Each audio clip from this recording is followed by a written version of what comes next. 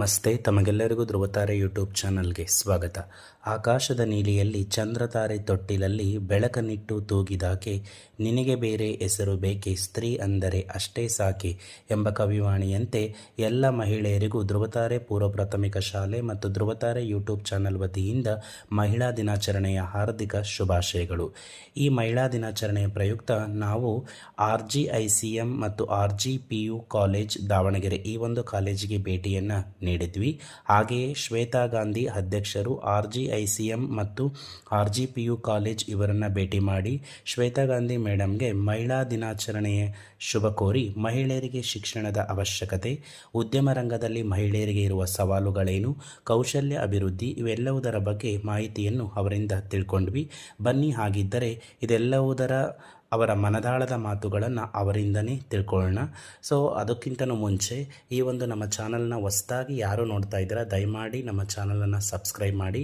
ಹಾಗೆ ಈ ಒಂದು ವಿಡಿಯೋ ಇಷ್ಟ ಆಗಿದ್ದರೆ ದಯಮಾಡಿ ನಿಮ್ಮ ಫ್ಯಾಮಿಲಿ ಮೆಂಬರ್ಸ್ ಹಾಗೆ ಫ್ರೆಂಡ್ಸ್ಗೆ ಈ ಒಂದು ವಿಡಿಯೋ ಲಿಂಕನ್ನು ಶೇರ್ ಮಾಡೋದು ಮಾತ್ರ ಮರಿಬೇಡಿ.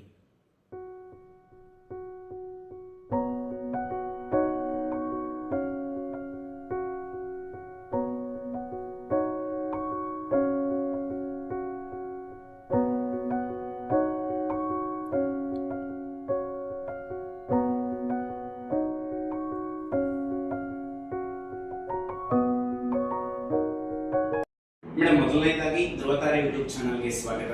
ಸೊ ಅಮ್ಮನಿಂದ ಹಿಡಿದು ಮಡದಿಯವರೆಗೆ, ಸಹೋದರಿಯಿಂದ ಹಿಡಿದು ಪುತ್ರಿಯವರೆಗೆ ಮಹಿಳೆ ಎಂಬ ಬಲವೇ ಪುರುಷನಿಗೆ ಶಕ್ತಿ ತುಂಬುವ ಮಹಾ ಚೈತನ್ಯ. ಸೊ ಮೊದಲನೇದಾಗಿ ನಿಮಗೆ ಮಹಿಳಾ ದಿನಾಚರಣೆಯ ಹಾರ್ದಿಕ ಶುಭಾಶಯಗಳು. ಓಕೆ, ಮೊದಲು ಮೇಡಮ್ ನಿಮ್ಮ ಪರಿಚಯವನ್ನು ನಮ್ಮ ವೀಕ್ಷಕರಿಗೆ ಮಾಡಿಕೊಡೋದಾದ್ರೆ. ನನ್ನ ಹೆಸರು ಶ್ವೇತಾ ಗಾಂಧಿ ಅಂತ.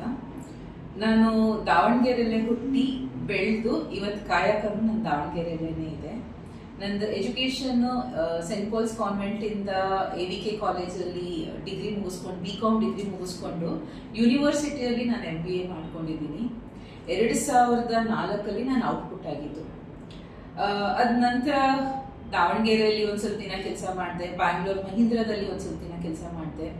ಮತ್ತೆ ನನಗೆ ನಮ್ಮ ದಾವಣಗೆರೆ ಎಳ್ಕೊಂಡು ಬಂತು, ಇಲ್ಲ ಇಲ್ಲಿ ಏನಾದರೂ ನಾವು ಎಜುಕೇಶನಿಗೆ ಮಾಡಬೇಕು ಅಂತ ಅನಿಸಿದ್ದು. ಸೊ ಅದಾದ್ಮೇಲೆ ನಾವು RG ಕಾಲೇಜ್ ಸ್ಟಾರ್ಟ್ ಮಾಡಿದ್ವಿ.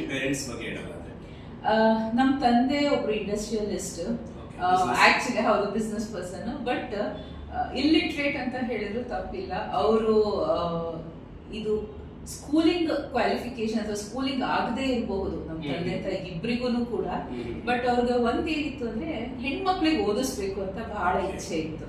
ಸೊ ಅವರ ಆ ಇಚ್ಛೆನ ನಾವು 3 ಅಕ್ಕ ತಂಗಿರು MBA ಮಾಡಿದ್ವಿ. ನಮ್ ದೊಡ್ಡಕ್ಕ ಗೋಲ್ಡ್ ಮೆಡಲಿಸ್ಟ್ ಇದ್ದಾರೆ, ಅವ್ರೀಗ ಒಂದು ಒಳ್ಳೆ ಪ್ರೊಫೆಷನಲ್ ಇದ್ದಾರೆ. ಇನ್ನೊಬ್ರು ಅಕ್ಕ ಅವರು ಚೆನ್ನಾಗಿ ಒಳ್ಳೆ ಸೆಟಲ್ಡ್ ಇದ್ದಾರೆ. ಆಮೇಲೆ ನಾವು ಇಲ್ಲಿದ್ದೀವಿ ದಾವಣಗೆರೆಯಲ್ಲಿ. ನೀವು ಶಿಕ್ಷಣ ರಂಗದಲ್ಲಿ ನಿಮ್ಮದೇ ಆದ ಚಾಪುನ್ನ ಮೂಡಿಸ್ತಾ ಇದ್ದೀರಾ. ಸೊ ಈ ಶಿಕ್ಷಣ ಕ್ಷೇತ್ರಕ್ಕೆ ಬರಬೇಕು ಅಂತ ಅನ್ಸಿದ್ವಿ ಮೇಡಮ್? ನೀವು ಆಗಲೇ ಹೇಳಿದೆ ಪಾಪ ಬಿಸ್ನೆಸ್, ಸೊ ಏನಾದ್ರೂ ಬೇರೆ ಬಿಸ್ನೆಸ್ ಮಾಡಬಹುದಾಗಿತ್ತು, ಬಟ್ ಈ ಎಜುಕೇಶನ್ಗೆ ಬರಬೇಕು ಅಂತ ಅನ್ಸಿದ್ದಕ್ಕೆ? ಇದಕ್ಕೆ 2 ಕಾರಣ ಇದೆ. ಒಂದು, ನಾನು ಬ್ಯಾಂಗ್ಳೂರಿಗೆ ಹೋದಾಗ ನಂದು ಕೆಲವೊಂದು ಇಂಟರ್ವ್ಯೂಸ್ ಅಟೆಂಡ್ ಆಗಿದ್ದೆ. ಅಲ್ಲಿ ಏನಂದ್ರೆ ದಾವಣಗೆರೆ ಅಂದಿದ ತಕ್ಷಣ ಇಂಟರ್ವ್ಯೂ ತಗೊಳ್ಳೋ ಮುಂಚೆನೆ ರಿಜೆಕ್ಟ್ ಮಾಡ್ಬಿಡೋರು. ಯಾಕೆ ಏನು ಅವ್ರಿಗೆಲ್ಲ ಏನಂದ್ರೆ ಅಯ್ಯೋ ದಾವಣಗೆರೆಯಲ್ಲಿ ಎಜುಕೇಶನ್ ಚೆನ್ನಾಗಿಲ್ಲ. ಮೆಡಿಕಲ್ ಇಂಜಿನಿಯರಿಂಗ್ ಈಗ ಹಬ್ ಇದೆ ರೀ, ಬಟ್ ಬೇರೆ ಎಜುಕೇಶನ್ ಈಗ ಇದು ಹಬ್ ನ ಕನ್ಸಿಡರ್ ಮಾಡೋದಿಲ್ಲ. ಸ್ಕೂಲ್ ನೋಡಿದ್ರೆ ಕ್ವಾಲಿಟಿ ಗೊತ್ತಾಗ್ಬಿಡುತ್ತೆ ದಾವಣಗೆರೆಯಲ್ಲಿ ಯಾವ ತರ ಇದೆ ಅಂತ. ಸೊ ಹಂಗಾಗಿ ನಮ್ಗೆ ಅಲ್ಲಿ ಇಂಟರ್ವ್ಯೂ ಸುಮಾರು ತೊಂದರೆ ಆಯ್ತು. 2005-06 ಅಲ್ಲಿ ನಾನು ಹೇಳ್ತಾ ಇರೋದು. ಆ ಇದ್ರಲ್ಲಿ ನನ್ಗೆ ಅನ್ನಿಸ್ತಾ ಇತ್ತು, ಒಂದು ದಾವಣಗೆರೆಗೆ ಒಳ್ಳೆ ಎಜುಕೇಶನ್ ಸಿಸ್ಟಮ್ ಬೇಕಿದೆ. ಕಾಮರ್ಸ್ ಅಂಡ್ ಮ್ಯಾನೇಜ್ಮೆಂಟ್ ಇಂಡಿಪೆಂಡೆಂಟ್ ಆಗಿ ಯಾರಾದ್ರೂ ಮಾಡಿದ್ರೆ ಚೆನ್ನಾಗಿ ಅಂತ ಅಲ್ಲಿ ಒಂದು ಬಹುಶಃ ಮೊಳಕೆ ಹೊಡೆದಿತ್ತು ಅವಾಗ. ಆ ಮೊಳಕೆನ ನಾವು ಬೇರಾಗಿ ನೀಡ್ಲಿಕ್ಕೆ 10 ವರ್ಷ ಆಯ್ತು. Definitely okay. ಹಾಗೆ ಮ್ಯಾಮ್, ಇತ್ತೀಚಿನ ದಿನ ಅದನ್ನ ಹೇಳಿದಾಗ ಎಜುಕೇಶನ್ ಇಸ್ ಅ ಬಿಸ್ನೆಸ್ ಅಂತ ಕರಿತೀವಿ. ಸೊ RG ಕಾಲೇಜು ಅದನ್ನ ಆಚೆ ನೋಡೋದಾದ್ರೆ ಡಿಫ್ರೆಂಟ್ ಆಗಿ ಬರೀ ದುಡ್ಡು ಮಾಡೋದಷ್ಟೇ ಅಲ್ಲ ಮೇಡಮ್, ಒಂದು ಇನ್ಸ್ಟಿಟ್ಯೂಟ್ ಇದೆ ಅಂತ ಒಂದು ಹೇಳ್ತೀನಿ. RG ಕಾಲೇಜ್ ನಾವು ಯಾವಾಗ್ಲೂ ದುಡ್ಡು ಹಿಂದೆ ಹೋಗಿಲ್ಲ. ಒಂದು ವೆರಿ ಕಾನ್ಸ್ಟೆಂಟ್ ಅಥವಾ ನಂದು ಒಂದೇ ಕಾನ್ಶಿಯಸ್ಲಿ ನಾನು ಮಾಡ್ಬೇಕಾಗಿತ್ತು, ನನ್ನ ಮನಸ್ಸಲ್ಲಿ ಇದ್ದಿದ್ದು ಕ್ವಾಲಿಟಿ. ನನಗೆ ಮಕ್ಕಳು ಲೈಫಲ್ಲಿ ಎಲ್ಲೂ ಹೋದ್ರೂ ಸರ್ವೈವ್ ಆಗಬೇಕು, ಲೈಫ್ ಸ್ಕಿಲ್ಸ್ ಕಲಿಬೇಕು ಅನ್ನೋದೇ ನಂದು ಒಂದು ಗುರಿ ಇದ್ದಿತ್ತು. ಹಾಗಾಗಿ ನಾವು ಕಾಲೇಜ್ನ RGನ ನಾವು ಒಂದು ಎಕ್ಸ್ಟ್ರಾ ಕರಿಕ್ಯುಲಮ್ ಬ್ರ್ಯಾಂಡ್ ಅಂತಾನೆ ಮಾಡ್ಕೊಂಡ್ವಿ. ಯಾವ ಪ್ರೋಗ್ರಾಮ್ ಅಲ್ಲಿ ನೋಡಿದ್ರೆ ನೀವು RG ಮಕ್ಕಳೇ ಇರ್ತಾರೆ. ಹೌದು. ನೀವು ಯಾವುದೇ ನಮ್ಮ ಮಕ್ಳಿಗೆ ಕರ್ಕೊಂಡೋಗಿ ಒಂದು ಇವೆಂಟ್ ಕೊಡಿ, ಒಂದು ದುಡ್ಡು ಆರ್ಗನೈಸಿಂಗ್ ಏನಾದ್ರು ಕೊಡಿ, ವಿತೌಟ್ ಹೆಸಿಟೇಷನ್ 24 hours ಕೆಲಸ ಮಾಡೋಷ್ಟು ಕೆಪಾಸಿಟಿ ನಾವು ಮಕ್ಕಳು ಬೆಳೆಸಿರ್ತೀವಿ. ಸೊ ಹಾಗಾಗಿ ಡೆಫಿನೆಟ್ಲಿ ಇದು ಎಕ್ಸ್ಟ್ರಾ ಕರಿಕ್ಯುಲಮ್ ಆಕ್ಟಿವಿಟೀಸ್ ಆಗಿರ್ಬೋದು. ನಾವು ಬಹುಶಃ ಪ್ರಾಫಿಟ್ ಬಗ್ಗೆ ಯಾವಾಗಲೂ ಯೋಚನೆ ಮಾಡಿ. ಅದೊಂದು ಮೇಡಮ್, ಇನ್ನೊಂದೇನಂದ್ರೆ ಸರ್ಟಿಫಿಕೇಟ್ ನ ಯಾವ ಕಾಲೇಜಲ್ಲಿ ಕೊಡ್ಬೋದು, ಬೇಕಾದಷ್ಟು ಕೊಡ್ತಾ ಇದೆ, ಬಟ್ ಲೈಫ್ ಸ್ಕಿಲ್ಸ್ ಗಳನ್ನ ಕಲಿಸ್ತಾ ಇದೆ. ಈಗ ಬೇಕಾಗಿರೋದು ಸರ್ಟಿಫಿಕೇಟ್ ಅಲ್ಲ. ನಿಮ್ಗೆ ಇಂಟರ್ವ್ಯೂ ಹೋದ್ರೆ ಮುಂಚೆ ಸರ್ಟಿಫಿಕೇಟ್ಸ್ ಕೇಳ್ತಾ ಇದ್ರು, ಈಗ ಸರ್ಟಿಫಿಕೇಟ್ಸ್ ಕೇಳೋದಿಲ್ಲ. ಈಗ ಡೈರೆಕ್ಟ್ ಆಗಿ ನೀವು ಏನ್ ಕೆಪಾಸಿಟಿ ಇದೆ, ನಿಮ್ಗೆ ಯಾವ ಪ್ರಾಬ್ಲಮ್ ಸಾಲ್ವಿಂಗ್ ಅಲ್ಲಿ ನೀವು ಎಲ್ಲಿದ್ದೀರಾ ಅಂತ ನೋಡ್ತಾರೆ. ಆ ನಿಟ್ಟಿನಲ್ಲಿ RJ ಕಾಲೇಜ್ ಹೋಗ್ತಾ ಇದೆ. ಓಕೆ, ಮತ್ತೆ ಮೇಡಮ್ ಏನೆಲ್ಲ ಕೋರ್ಸಸ್ ಗಳಿದೆ RJ ಕಾಲೇಜ್? ನಮ್ದ್ರಲ್ಲಿ ನೋಡಿ PUC ಕಾಮರ್ಸ್ ಇದೆ. ಓಕೆ, ಅದು ನಾವು ಇಂಟಿಗ್ರೇಟೆಡ್ ವಿತ್ CA ಮಾಡ್ಕೊಂಡಿದ್ದೀವಿ. Yes ma'am. ಅದ್ರ ಜೊತೆಗೆ BCom ಇದೆ, BBA ಇದೆ, ಆಮೇಲೆ ಇತ್ತೀಚೆಗೆ ನಾವು ಸ್ಟಾರ್ಟ್ ಮಾಡಿದ್ದು BCA ಇದೆ. ನಾವು ಹೋದ ವರ್ಷ MBA ಕೂಡ ಸ್ಟಾರ್ಟ್ ಮಾಡಿದ್ದೀವಿ. So basically commerce and management ನಿಟ್ಟಲ್ಲಿ ಪ್ರತಿಯೊಂದು ಕೋರ್ಸ್ ಇದೆ. ಓಕೆ, ಹಾಗಿದ್ರೆ ಅಡ್ಮಿಷನ್ಸ್ ಮಾಡ್ಕೋಬಹುದು ಡೆಫಿನೆಟ್ಲಿ ವೀಕ್ಷಕರಿಗೆ ಆರಾಮ RJ ಕಾಲೇಜಲ್ಲಿ. ಇಲ್ಲ, ಯಾಕೆಂದ್ರೆ ಸುಮಾರು ಜನರಿಗೆ ಈಗ ಏನ್ ಅನ್ಸುತ್ತೆ ಅಂದ್ರೆ ಇಂಜಿನಿಯರಿಂಗ್ ಅಥವಾ ಮೆಡಿಕಲ್ ಮಾಡ್ಲಿಲ್ಲ ಅಂದ್ರೆ ಜೀವನ ಇಲ್ಲ ಅನ್ಕೋತಾರೆ. ಬಟ್ ಇಲ್ಲ, ಪ್ರತಿ ಒಂದು ಹಂತದಲ್ಲಿನೂ ಮ್ಯಾನೇಜ್ಮೆಂಟ್ ಕಾಮರ್ಸ್ ಬೇಕ್ರಿ. ಓಕೆ, ಸೊ ಹಾಗಾಗಿ ಕಾಮರ್ಸ್ ಅಂಡ್ ಮ್ಯಾನೇಜ್ಮೆಂಟ್ ಒಂದು ಬಹಳ ಒಳ್ಳೆ ಕೋರ್ಸ್. ಎಸ್, ದೇಶದ ಪ್ರಗತಿಯಲ್ಲಿ ಮಹಿಳೆಯರ ಪಾತ್ರದ ಬಗ್ಗೆ ನಿಮ್ಮ ಅಭಿಪ್ರಾಯವೇನು? ಅಯ್ಯೋ, ಪ್ರತಿಯೊಂದು ಹಂತದಲ್ಲೂ ಒಂದು ಮಹಿಳೆ ಪಾತ್ರ ಇದೆ. ಅದರಲ್ಲಿ ಮತ್ತೆ ಎರಡನೇ ಎಲ್ಲ ರಂಗದಲ್ಲಿದ್ದಾರೆ. ಮೊದ್ಲೇ ಆರ್ಮಿಯಲ್ಲಿ ಇಲ್ಲ ಅಂತಿದ್ವಿ, ಈಗ ಆರ್ಮಿಯಲ್ಲಿ ಇದ್ದಾರೆ, ಏರ್ ಫೋರ್ಸ್ ಅಲ್ಲಿ ಇದ್ದಾರೆ. ಅದು ಹೇಳ್ತಾರಲ್ಲ, ಮನೆ ಅಡಿಗೆಯಿಂದ ಹಿಡಿದು ಆಕಾಶದ ನಿಟ್ಟುವರೆಗೂ ಮಹಿಳೆಯರು ಎಲ್ಲದರಲ್ಲೂ ಇದ್ದಾರೆ. ಆಮೇಲೆ ಈಗ ಯಾವುದು ಆ ತರ ರೆಸ್ಟ್ರಿಕ್ಷನ್ಸ್ ಉಳಿದಿದ್ದಾರೆ. ಪ್ರತಿಯೊಂದು ಹಂತದಲ್ಲಿನೂ women's have entered. Yes. Next, ದಿನೇ ದಿನೇ ಹೆಚ್ಚುತ್ತಿರುವ ಕೌಟುಂಬಿಕ ದೌರ್ಜನ್ಯಗಳ ಪರಿಹಾರಕ್ಕೆ ನಿಮ್ಮ ಅಭಿಪ್ರಾಯವೇ? ಇಷ್ಟು ದಿನ ನಾವು ವುಮೆನ್ ಎಜುಕೇಶನ್ ಅಥವಾ ಗರ್ಲ್ಸ್ ಎಜುಕೇಶನ್ ಅಂತ ಬಹಳ ಅದಕ್ಕೆ ಇಂಪಾರ್ಟೆನ್ಸ್ ಕೊಟ್ವಿ.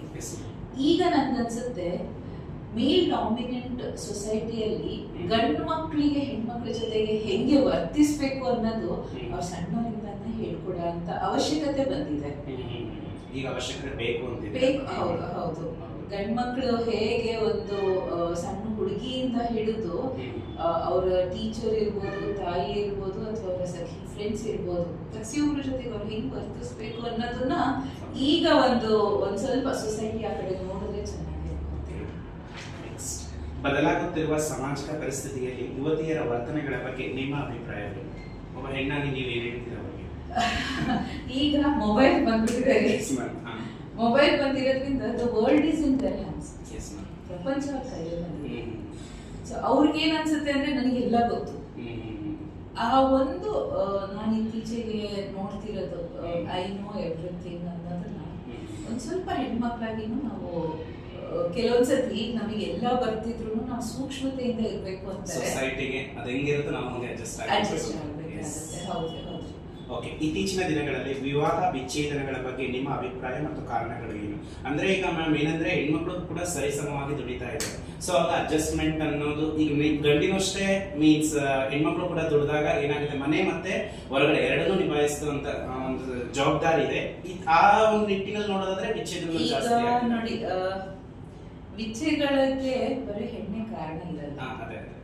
ಇದ್ರಲ್ಲಿ ಏನಾಗುತ್ತೆ ಅಂದ್ರೆ ಸಮವಾಗಿ ಎರಡು ಸಂತುಲನೆ ಆಗ್ಬೇಕು. ನಾನು ಅದಕ್ಕೆ ನಿಮ್ಗೆ ಹೇಳ್ದೆ, ಇಷ್ಟ ದಿನ ನಾವು ಗರ್ಲ್ಸ್ ಎಜುಕೇಶನ್ ಮಾಡ್ತಾ ಇದ್ವಿ. ಈಗ ನನ್ಗನ್ಸಿದಂಗೆ ಬಾಯ್ಸ್ ಆಟಿಟ್ಯೂಡ್ ಮತ್ತೆ ಬಿಹೇವಿಯರ್ ಕೂಡ ನಾವು ಒಂದು ಚೇಂಜ್ ಆಗಬೇಕು. ಈಗ ಅಡಿಗೆ ಮನೆಯಲ್ಲಿ ಅವನಿಗೂ ಕೂಡ ನಾನು ಸುಮಾರು ಪೇರೆಂಟ್ಸ್ ಹೇಳ್ತೀನಿ, ಗಂಡ್ ಮಕ್ಳಾದ್ರೆ ಏನಾಯ್ತು ಅಡಿಗೆ ಕಲಿಬಾರ್ದು ಅಂತ ಏನಿಲ್ಲ. ಒಂದು ಹೆಲ್ಪ್ ಅಂತ ಹೇಳಿದ್ರೆ ಆ ಒಂದು ಹೆಣ್ಣು ಹೊರಗೆ ಹೋಗಿ ದುಡಿದು ಮನೆ ನಡೆಸ್ತಾಳೆ ಅಂತ ಹೇಳಿದ್ರೆ, ಮತ್ತೆ ಗಂಡು ಒಂದ್ ಸ್ವಲ್ಪ ಕೈ ಚಾಚಿದ್ರೆ ಜೋಡಿಸಿದ್ರೆ ಡೆಫಿನೆಟ್ಲಿ ತಪ್ಪೇನಿಲ್ಲ. ಒಂದು ಒಳ್ಳೆ ಫ್ಯಾಮಿಲಿ ಆಗುತ್ತೆ. ಅದ್ರ ಜೊತೆಗೆ ಮೇಡಮ್ ಅಡ್ಜಸ್ಟ್ಮೆಂಟ್ ಅನ್ನೋದಕ್ಕಿಂತ ಅಟ್ಯಾಚ್ಮೆಂಟ್ ಅನ್ನೋದು ಬೆಳೆಯುತ್ತೆ. ಹೌದು. ತನ್ನಿಂದ ತಾನೇ ಈಗ ನೋಡ್ರಿ, ಮನೆಯಲ್ಲಿ ಗಂಡ್ ಮಕ್ಳಿಗೂ ಕೆಲಸ ಮಾಡ್ತಾರೆ ಅಥವಾ ಹೊರಗೆ ಹೋಗಿ ಹೆಣ್ಮಕ್ಳು ಕೆಲಸ ಮಾಡ್ತಾರೆ ಅಂದ್ರೆ ಇಬ್ರಿಗೂ ಒಬ್ಬೊಬ್ರು ತೊಂದರೆಗಳು ಗೊತ್ತಾಗುತ್ತೆ.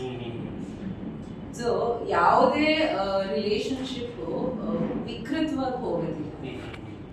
ಹಾಗಾದ್ರೆ ವಿಚ್ಛೇದನಗಳನ್ನ ಕಡಿಮೆ ಮಾಡಬಹುದು. ಅಡ್ಜಸ್ಟ್ಮೆಂಟ್ ಮಾಡ್ಲೇಬೇಕ್ರಿ. ಅಡ್ಜಸ್ಟ್ಮೆಂಟ್ ಪ್ಲಸ್ ಅಟ್ಯಾಚ್ಮೆಂಟ್ ಇರ್ಲೇಬೇಕು. ಓಕೆ. ನೆಕ್ಸ್ಟ್, ತಾರತಮ್ಯ ಅನ್ನೋದು ಮೊದಲು ಈ ಪುರುಷ ಪ್ರಧಾನ ಸಮಾಜದಲ್ಲಿ ಮನೆಯಿಂದಲೇ ಶುರುವಾಗುತ್ತದೆ. ಇದಕ್ಕೆ ನಿಮ್ಮ ಅಭಿಪ್ರಾಯಗಳು? ನಿಜ ಇದೆ ನೋಡಿ, ಈಗ ಅದನ್ನೇ ನಾವು ಮಾತಾಡ್ತಾ ಇರೋದು. ಹೌದಾ? First school is home. Yes, ಮನೆ ಮೊದಲ ಪಾಠಶಾಲೆ. ಮನೆನೇ ಮೊದಲ ಪಾಠಶಾಲೆ, ತಾಯಿನೇ ಮೊದಲ ಟೀಚರ್. ಎಸ್. ಸೊ ಅದು ಎವ್ರಿಥಿಂಗ್ ದಟ್ ಸ್ಟಾರ್ಟ್ಸ್ ಈಕ್ವಲ್. ಹೌದು.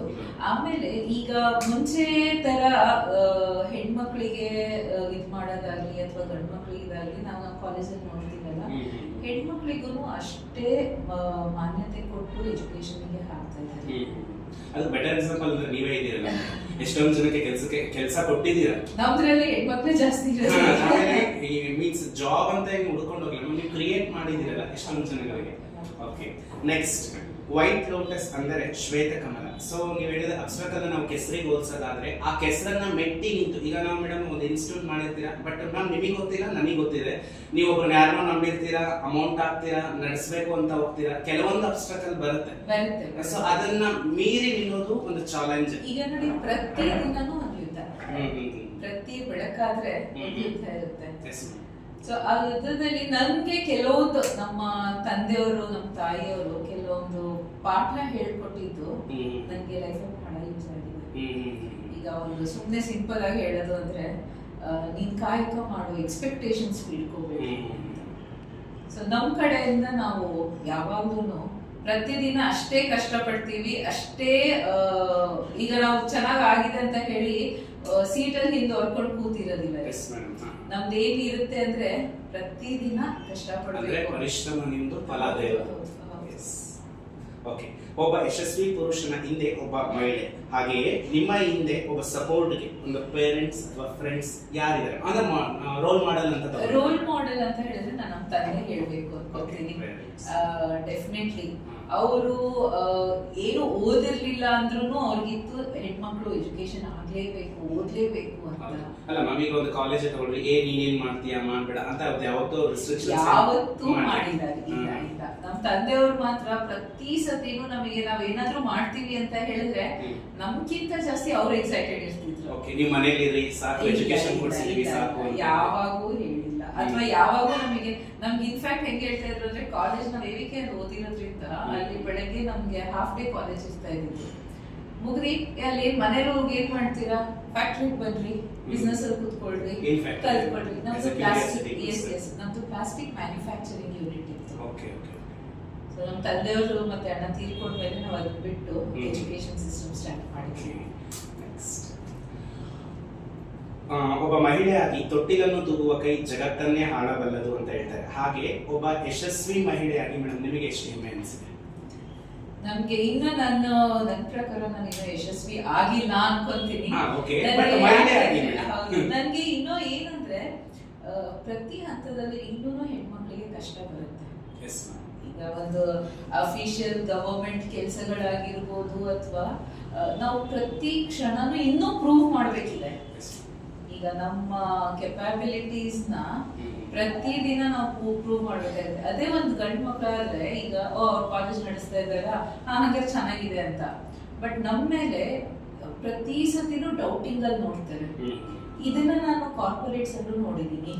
ಒಂದು ಹೆಣ್ಮಗಳಿಗೆ ಪ್ರಮೋಷನ್ ಸಿಗ್ಬೇಕು ಅಂತ ಹೇಳಿದ್ರೆ ಅದು ಪ್ರತಿ ಹಂತದಲ್ಲೂ ಅವಳಿಗೆ ಟೆಸ್ಟಿಂಗ್ ಪೀರಿಯಡ್ ಇರುತ್ತೆ. ಅದೇ ಒಂದು ಗಂಡ್ ಮಗು ಒಂದ್ಸತಿ ಪ್ರಮೋಷನ್ ಸಿಕ್ಕಿದೆ ಅಂತ ಹೇಳಿದ್ರೆ ಅವ್ನು ಚೆನ್ನಾಗಿದ್ದಾನೆ ಅಂತ ಅದು ಪ್ರೂವ್ಡ್ ಆಗ್ಬಿಡುತ್ತೆ. ಹೆಣ್ಮಕ್ಳಿಗೆ ಅದು ಒಂದು ಕಷ್ಟ. ಖುಷಿ ಅಂತ ಇದೆಯಲ್ಲ, ಖುಷಿ ಇದೆ, ಸಮಾಧಾನ ಇದೆ, ತೃಪ್ತಿ ಇದೆ, ಮನ್ಸಿಗೆ ಶಾಂತಿ ಇದೆ. ನಾವು ಒಂದು ದಾವಣಗೆರೆಗೆ ಬಹಳ ವರ್ಷದಿಂದ ನನ್ಗೆ ಏನ್ ಇಷ್ಟ ಆಯ್ತು ಅದನ್ನ ನಾವು ತರ್ತಾ ಇದೀವಿ. ಒಂದು ಸ್ಕಿಲ್ ಬೇಸ್ಡ್ ಎಜುಕೇಶನ್ ಕೊಡ್ತಾ ಇದೀವಿ ಅನ್ನೋದು ನನ್ಗೆ ಬಹಳ ಖುಷಿ. ಮಹಿಳೆಯರಿಗೆ ಯಶಸ್ವಿಗೆ ಸರಿಯಾದ ಮಾರ್ಗದರ್ಶನ ತೋರಿಸಿದರೆ ಅವರು ಅತ್ಯದ್ಭುತವಾಗಿ ಸಾಧನೆ ಮಾಡುವುದಲ್ಲದೆ ತಮ್ಮ ಜೊತೆ ಇರುವವರನ್ನು ಬೆಳೆಸುತ್ತಾರೆ. ಅದುವೇ ಸ್ತ್ರೀ ಶಕ್ತಿ. ಈ ಶಕ್ತಿಯನ್ನ ಮೇಡಮ್ ಆ ದೇವರು ನಿಮಗೆ ಇನ್ನೂ ಹೆಚ್ಚು ಕೊಡ್ಲಿ. ಆ ಶಕ್ತಿಯ ಮೂಲಕ ಹಲವಾರು ಮನೆ ಮತ್ತು ಮನೆಯ ದೀಪಗಳು ಬೆಳಗ್ಲಿ ಅಂತ ಆಶಿಸ್ತೇನೆ. ಸೊ ಅದ್ರ ಜೊತೆಗೆ ಮೇಡಮ್ ನಾನು ಅನ್ಕೊಂಡಾಗ ಇವತ್ತು ನಮ್ಮ ಹತ್ರ ದುಡ್ಡಿದೆ, ಹೃದಯವಂತಿಕೆ ಅನ್ನೋದಿರಲ್ಲ. ಬಟ್ ನಾನು ಶ್ವೇತಾ ಗಾಂಧಿ ಮ್ಯಾಮ್ ನನಗೆ ನೀವು ಯಾರು ಅಂತ ಗೊತ್ತಿಲ್ಲ, ನಿಮಗೆ ನಾನು ಯಾರು ಅಂತ ಗೊತ್ತಿಲ್ಲ, ಬಟ್ ನಿಮಗೆ ನಾನು ಬಹಳ ತಿಳ್ಕೊಂಡಿದ್ದೀನಿ. ಸೊ ಬಟ್ ಅದೇ ಆ ರೀತಿಯಲ್ಲಿ ನೋಡೋದಾದ್ರೆ ನೀವು ಯಾವತ್ತೂ ಕೂಡ ನಾನು ಬೆಳೀಲಿ ಅಂತ ಇದನ್ನ ಮಾಡೇ ಇಲ್ಲ. ನಿಮ್ ಇಲ್ಲಿ ಒಬ್ರು ವರ್ಕರ್ಸ್ ಆಗಿರ್ಬೋದು ಎಲ್ಲರೂ ಕೂಡ ಜೊತೆಗೆ ಹೋಗ್ತಿದ್ದಾರೆ. ಈ ಒಂದು ಹೃದಯವಂತಿಕೆ ಯಾರಿಗೂ ಬರೋದಕ್ಕೆ ಸಾಧ್ಯನೇ ಇಲ್ಲ. ಆ ಮೂಲಕವಾಗಿ ಮ್ಯಾಮ್ ಇನ್ನೂ ನೀವು ಯಶಸ್ಸನ್ನ ಗಳಿಸ್ಲಿ ಅಂತ ನಮ್ಮ ಧ್ರುವತಾರೆ ಯೂಟ್ಯೂಬ್ ಚಾನಲ್ ಹಾಗೂ ಧ್ರುವತಾರೆ ಪೂರ್ವ ಪ್ರಾಥಮಿಕ ಶಾಲೆಯ ಪರವಾಗಿ ನಾನು ಆ ದೇವರಲ್ಲಿ ಪ್ರಾರ್ಥನೆ ಮಾಡ್ಕೊಳ್ತೀನಿ. ಹಾಗೆ once again happy women's day behalf Dhruvatare YouTube channel and Polestar international preschool. ಎಲ್ಲರಿಗೂ happy women's day. Thank you.